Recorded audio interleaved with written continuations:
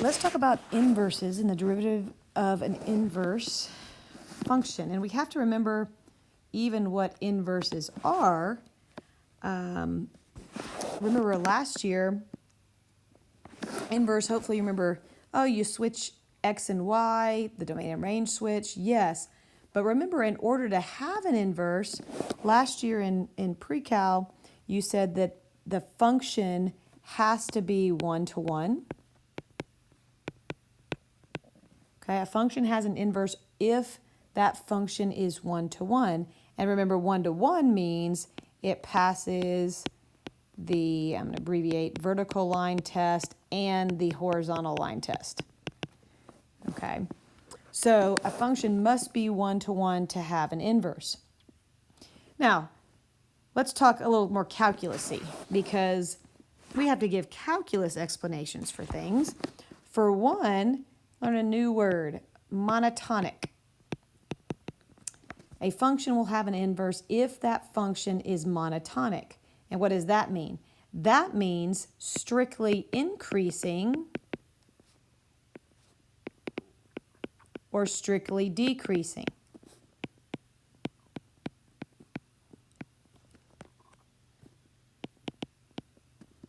So the function has to be strictly increasing or strictly decreasing. Now let's think derivatives. What does that mean? If a function has to be strictly increasing or decreasing, it doesn't matter which one, that means that the derivative does not change sign.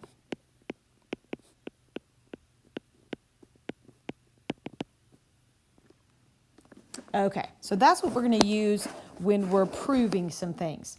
But just if you have a picture, just to make sure you understand, does the inverse, and remember the notation for the inverse looked like this, exist for the following functions? Well, let's make this simple. Are these functions one-to-one? Do these functions pass the vertical and horizontal line test? This one is a yes. This one is a big fat no, because it fails the horizontal line test. And this one is a yes as well. So this guy and this guy would have an inverse, but this guy would not have an inverse because that function is not monotonic. Okay, so one thing you're going to be asked on your homework is, does the inverse exist? Well, again, you got to give me a calculus reason. You can't say, oh yeah, it is because it's one-to-one, and plus how do you prove that? We're going to use calculus to do that. So you're just going to look at the derivative. Let's check out what the derivative is. The derivative is 3x squared plus 1. Well, gosh, that derivative is never going to be 0. It's never going to be undefined. Do you see that the derivative, the f prime, is always positive? There's no way for that derivative to be negative since x squared is always a positive number. Therefore, f is always positive. In other words, it doesn't change sign.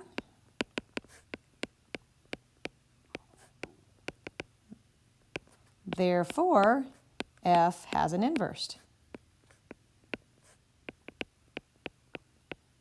So yeah, goodness, inverse. Okay, so yes, the inverse does exist. Now I want to be very clear, I'm writing some extra stuff. F has an inverse means that f is monotonic. Okay, f is strictly increasing in this case since the derivative was positive. Now let's compare that to this guy over here. If I found his derivative is 3x squared minus 1. Well, if I set that equal to 0, f prime is equal to 0 if we solve that out. It's kind of a yucky number, but think about moving that 1 over, dividing by 3, and then taking the square root. I'll just put the square root on the bottom. Okay, so the square root of 1/3, or 1 over square root of 3, same thing. So if you think about and do a sign analysis on that, you're going to find that the derivative is going to change from positive to negative and negative to positive. So I would say F inverse does not exist since what? Since the derivative changes sign.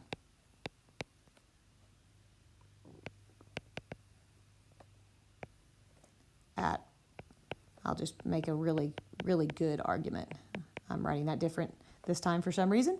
Those numbers are the same. So the inverse does not exist since the derivative changes sign at those two values. Okay? Which means, again, just using kind of words that you might see, F is not monotonic.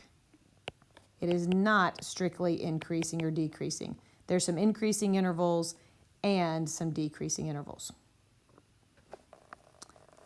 Okay, now I want to look at example 2 because I will tell you the derivative of the inverse is like, it's not that it's hard, but you totally forget how to do it by the time May comes around because it's kind of an independent thing. We do it now and then you don't see it again. It really isn't used in any other thing. So people just forget it. So I want to do some exploring. So hopefully it'll kind of be engraved in your head. So let's just look at f of x. And let's do what it says. So f of x is x cubed, and I want to find f of 2. Well, if I plug in 2, that would be 8. Now I want the derivative at 2. So if I take the derivative of that, I would get 3x squared. So f prime at 2, if I plug a 2 in there for and I would get 12. Okay, that's cool. Let's look at g of x. G of x is the cube root of x, so x to the 1/3. So if I wanted g of 8, I think we would agree if I plugged in 8, the cube root of 8 is 2. All right. And g prime of 8, well, let's just take the derivative. That would be power to the front, decrease the power by 1. It might be helpful for us to write it like this. Let's find g prime at 8. I'm going to put the 8 right there. 8 to the 2/3, cube root of 8 is 2. 2 squared is 4. 4 times 3 is 12, and I get 1/12. Okay, so what did that do for us? Okay, well, here's what it comes down to. Those two graphs are actually inverses of each other. The cube root looks like this. Sorry, the cubic looks like this, and the cube root looks like that. And what did we figure out? We figured out that the cubic function goes through 2, 8, and I call these corresponding points because if they're inverses of each other, you know, you flip x and y, so I just call those corresponding. What's the derivative of at those points? This one was 12, this one was 1/12. So what did we figure out? We figured out that the derivatives of f and f inverse at corresponding points are reciprocals. They're reciprocals of each other with f and f inverse. And so here's the deal. You're like, okay, why'd you go through all that big long thing? Well, because you're not going to remember the formula. And what's going to happen is I am going to ask you for this number right here, but give you f. Now you go, well, why don't I just find the inverse and then take the derivative of it like we did? They're going to give you something that you won't be able to take the inverse of, okay? So what I'm trying to do is take the derivative of the inverse, but use only f of x. And what I'm going to do is I'm going to go through the steps to do that. Let's look over here. I think I put on this slide reciprocals. Okay, I'll put that there. So it says, so how can we find, and let's look at the notation, how can we find the inverse if f of x is x cubed, and I want, look at this notation, the derivative of the inverse at 8, and let's pretend like I didn't know how to find the inverse. Okay, here's what I want to do.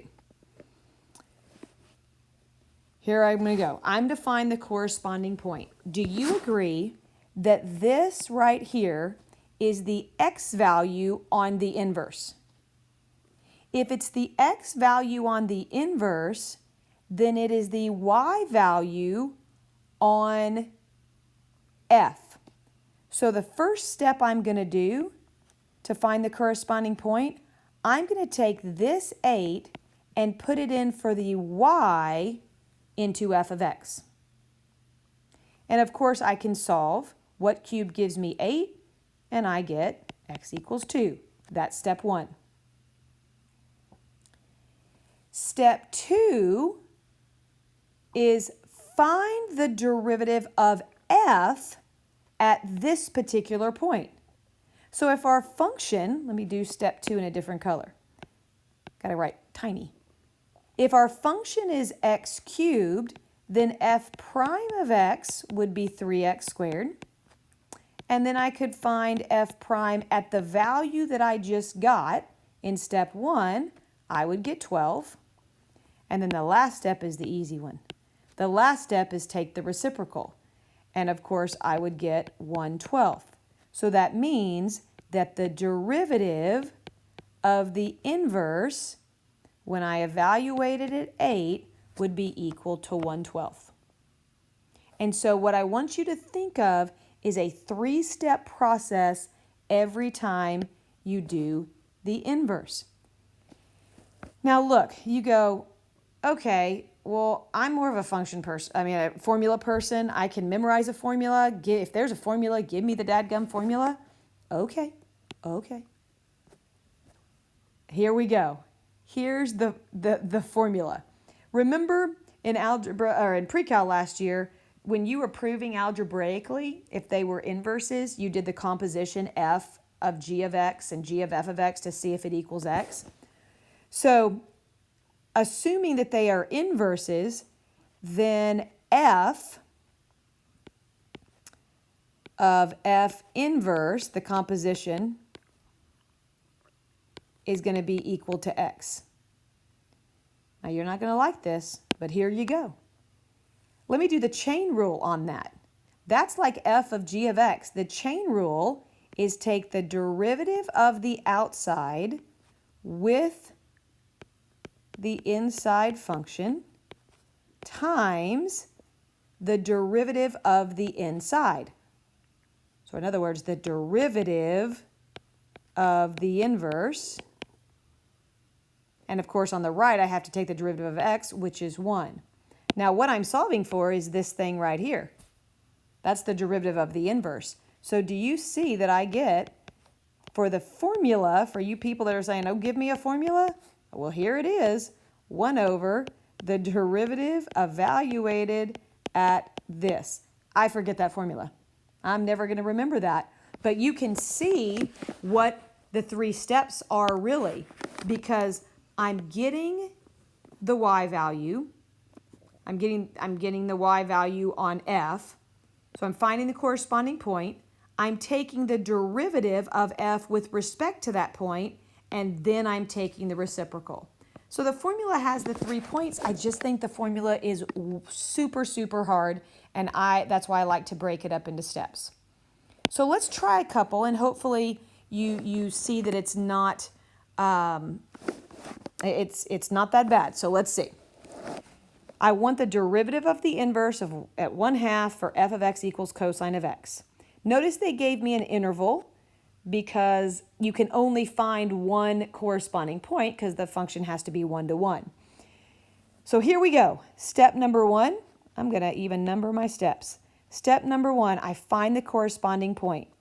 This is the x value of the inverse, so I'm going to put it as the y value on my function, and then I'm going to see what x value I get. what x would make that statement true if x has to be between 0 and pi over 2? What has a cosine of 1/3? Excuse me, well, ahead of myself, 1/2, and I get pi over 3. I was thinking pi over 3. So there's step 1. The second step is take the derivative of f, which would be negative sine, and evaluate it at the x value you got in step 1. So that would be negative sine of pi over 3. So what is the negative sine of pi over 3? Well, that would be negative square root 3 over 2. And then what's the last step?